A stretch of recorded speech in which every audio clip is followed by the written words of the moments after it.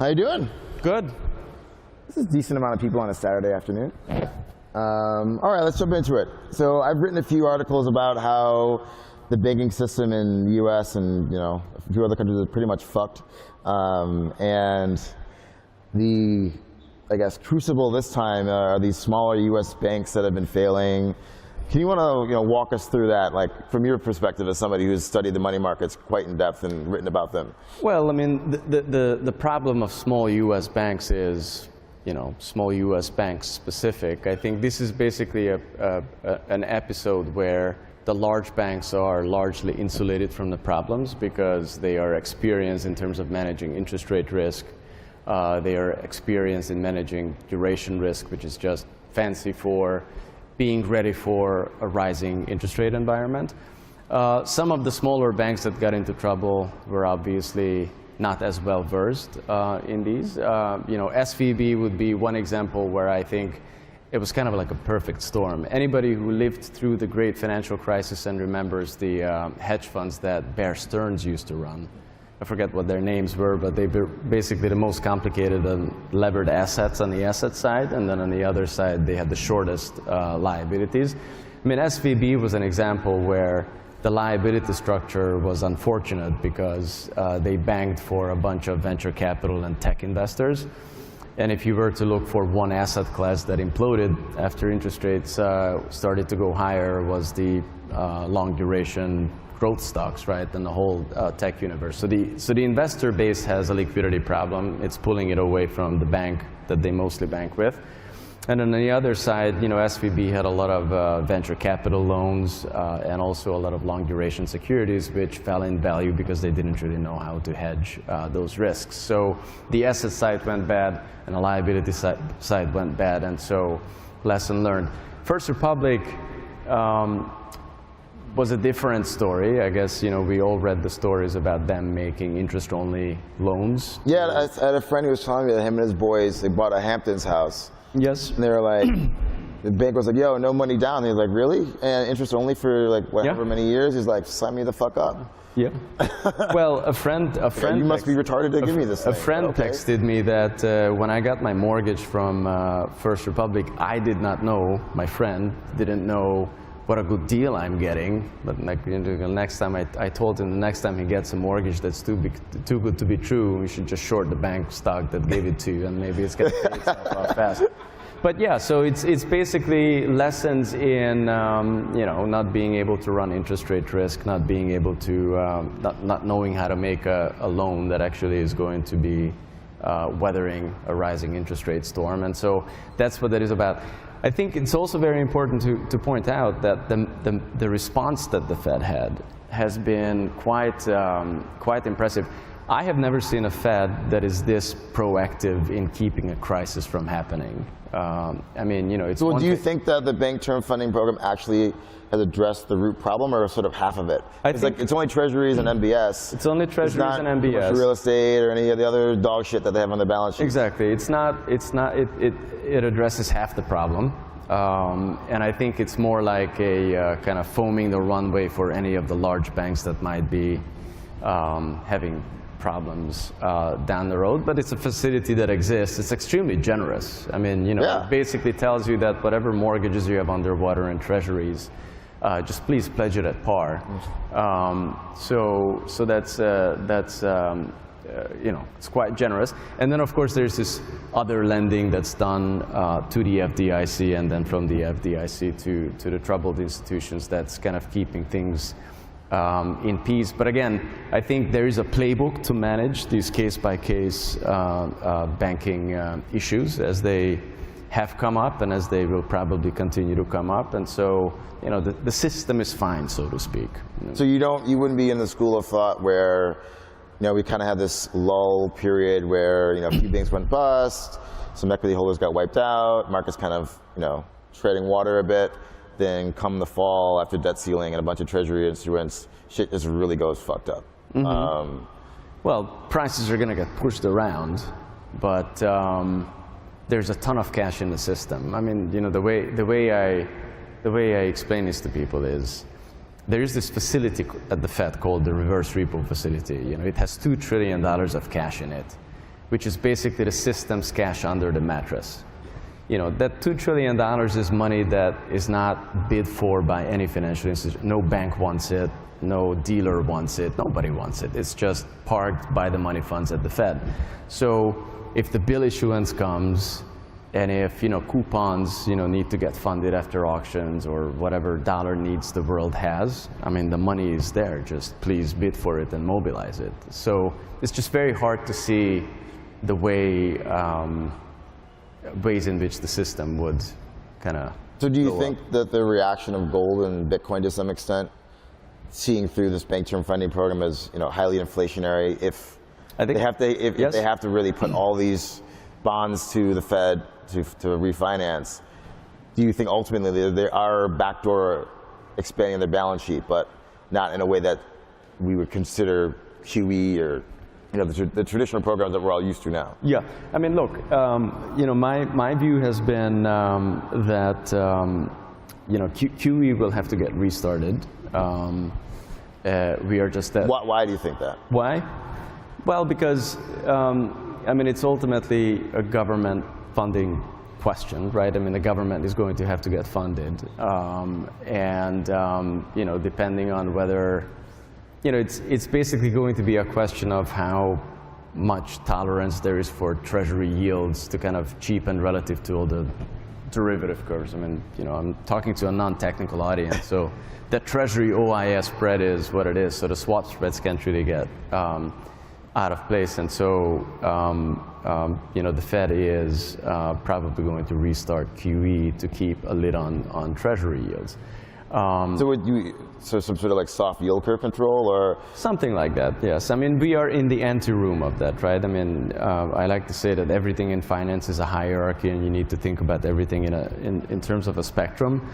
Number one, you know, BTFP. It's kind of like, here's underwater stuff, we'll make it par. Buying back off-the-run securities and replacing them with on-the-runs to kind of improve the liquidity in Treasury market is another form of that. You know, skewing the Treasury issuance from the back end of the curve to the front end section is another way of kind of making sure that, you know, yields are kept under control. So there's many telltale signs here, I think, that you know, making sure that the Treasury market functions properly is extremely important and is top of mind for. And do you think that other countries have a similar sort of set of problems where you have a banking system that lent all this money at historically low rates in 2020 and 2021, inflation's rising everywhere, central banks raising, banking system goes underwater, but this is not just purely an American thing, it's a European thing, it's a Japanese thing, it's an Australian thing. Yes, I think, I mean, you know, the Bank of Japan is not raising interest rates. But they loaded up on a bunch of foreign bonds, you know. So you know, these issues are basically hiding and lurking everywhere. We've had a similar issue in the UK with the mini budget and the sell-off of the long-dated yields there, but that hurt the pension community more. So I think you know, these things are in the system, and then depending on how much higher interest rates go, who gets hurt, to what extent by the real estate problems in the commercial real estate sector. I mean, these problems are going to continue to bubble up. Right. And inflation, right? So every, month and a half, everybody's all up and excited. Okay, what's the Fed going to do? 25, 50, 0, pause, hold, you know, future path, blah, blah, blah. And you've written a lot about how you think inflation is quite sticky here. Yeah. Maybe it has declined a bit. But the underlying structural forces that have generated it, these problems are not being solved, nor can they be solved in the short order. Like, so where do you see the path of inflation? Yes. And then does the Fed actually respond to it and keep raising and continue to fuck the banking system, or cut and everybody gets, you know, Lambos again? Well, the Fed has been responding to it. It's a sticky problem. I mean, I think there's this view that, you know, you hike interest rates and you fix the inflation problem. It's not as simple as that. You know, I like to remind people that even Paul Volcker, who is you know, a legendary central banker, everybody thinks of his achievements as he raised rates a lot and inflation collapsed after. Well, I think Paul Volcker without a doubt, it was a legendary policymaker, but it was also lucky. So let me just give you two examples why.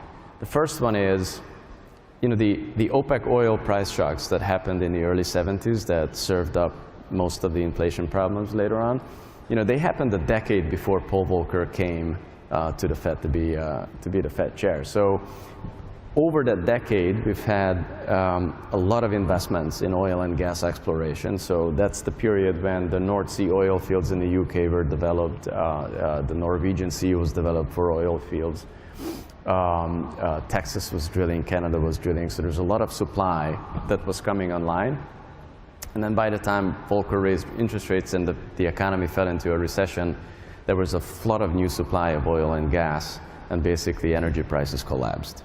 So that's great, right? The second thing, the political economy and the underlying fundamentals in the labor market were very different. I mean, that was a period when women were entering the labor force, so there were more labor than you knew what to do with. Politically, 1981 is the year when President Reagan fired air traffic controllers because they dared to go on a strike.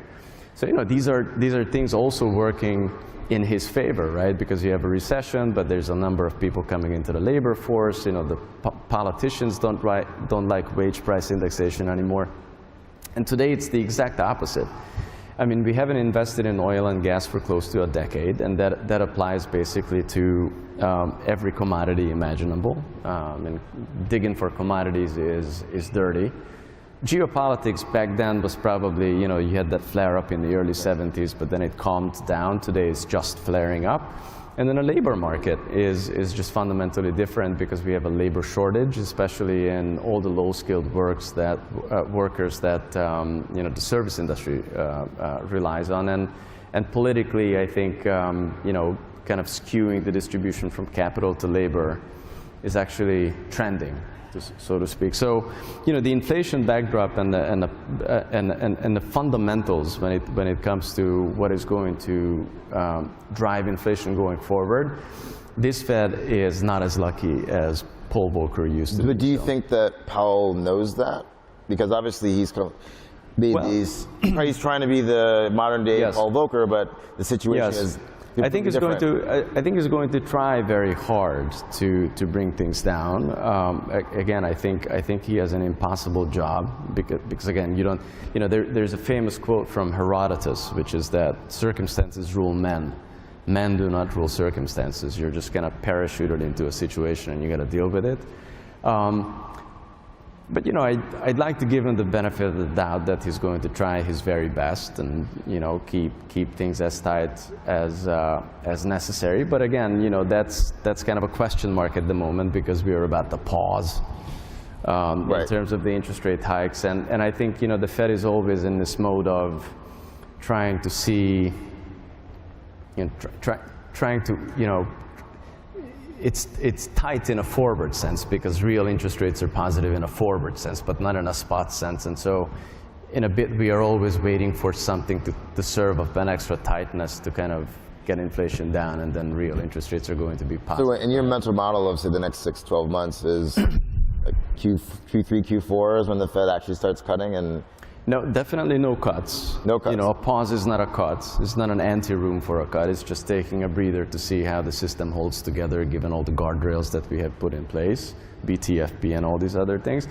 But the other thing we need to keep in mind is, if you look at the past 2 years, in terms of what has been driving inflation, basically you have to be very realistic and realize that it's a bunch of nonlinear things.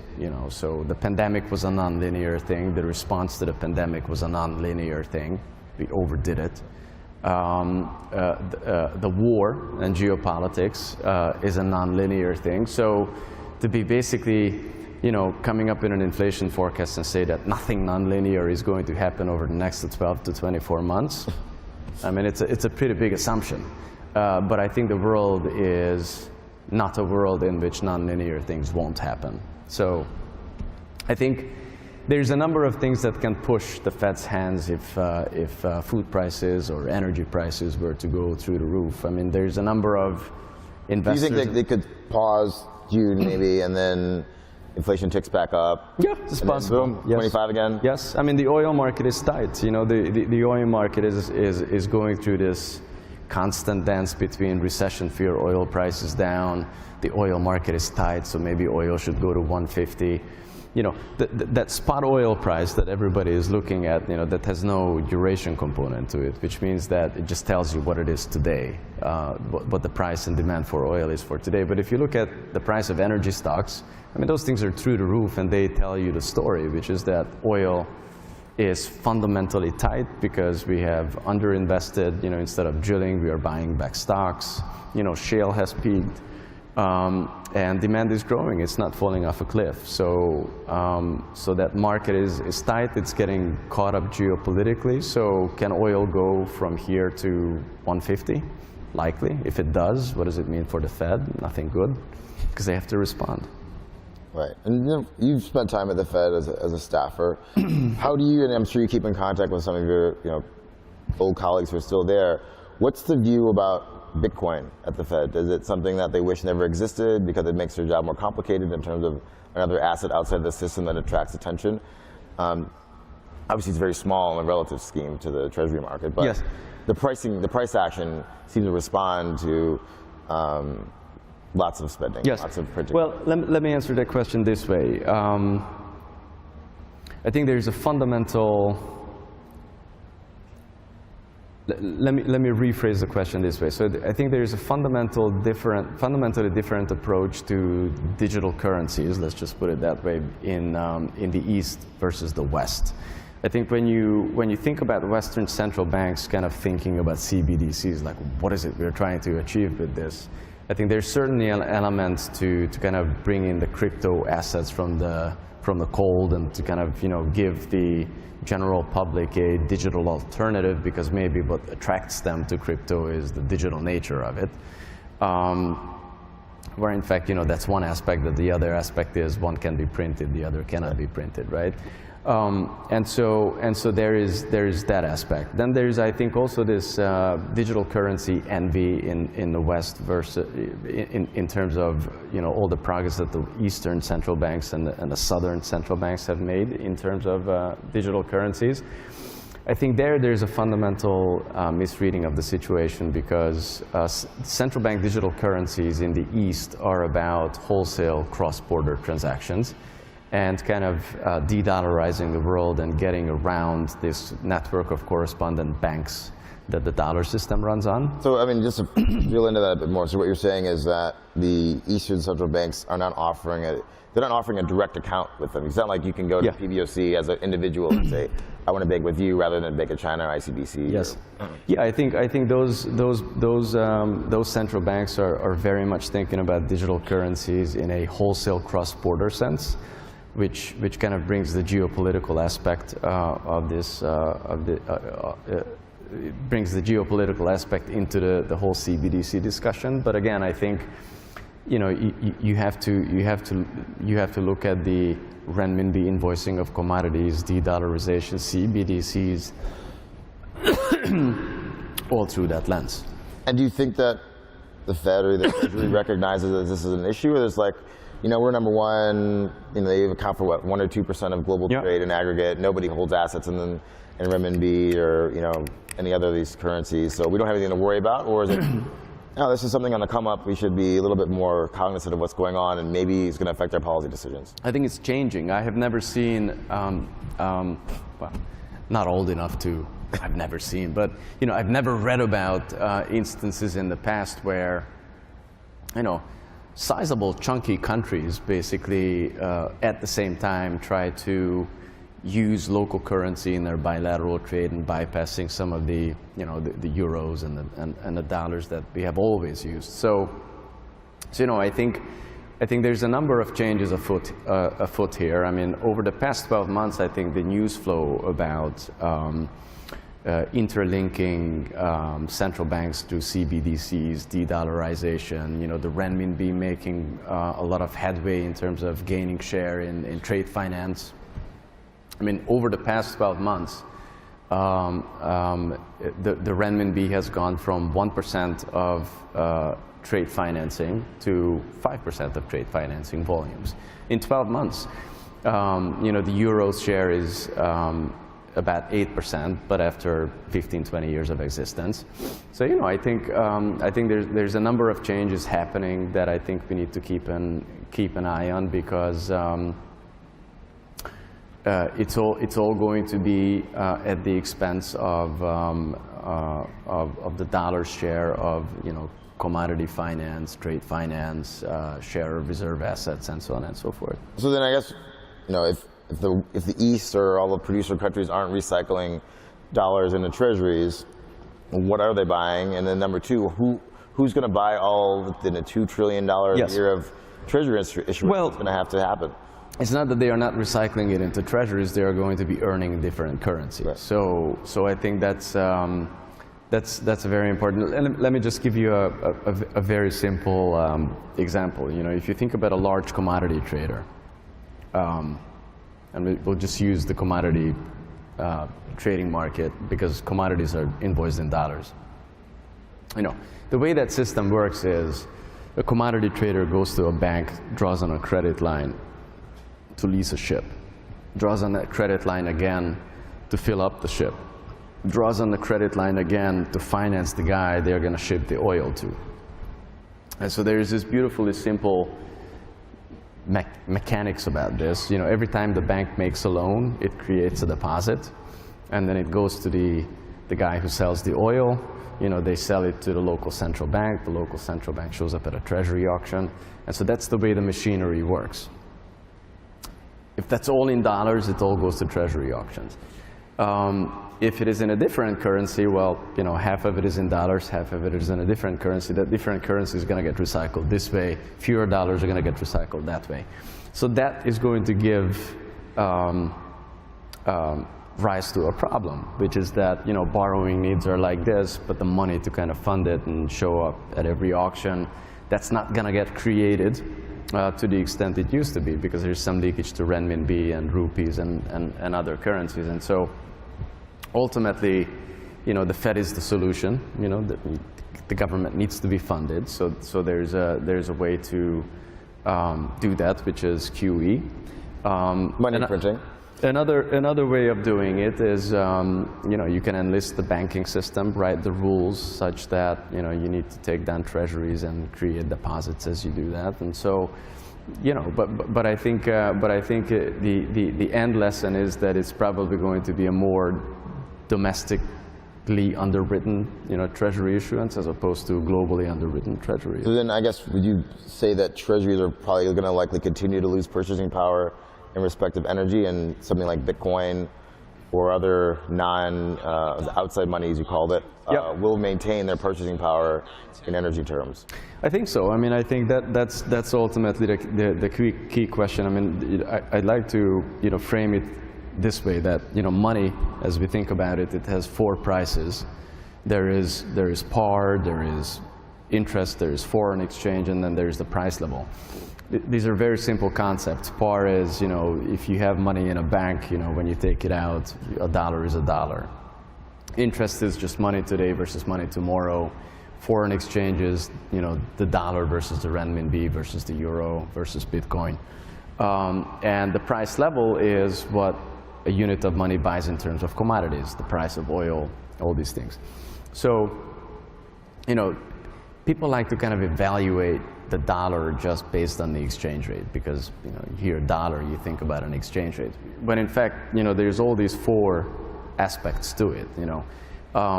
There is issues in the banking system, so that's something to watch, but we kind of put a very strong duct tape on it. There is interest, which is going up. We're going to pause now, but again, there's that price level thing, which is inflation. So is inflation above or below those nominal interest rates? And then of course there's the exchange rate aspect of it, which is Bitcoin and renminbi and other things. So I think you have to look at all these four prices to basically have a view on what all this is going to mean for the dollar. And before we kick us off here, you had is a piece that caused quite a stir across the street, calling for Bretton Woods 3.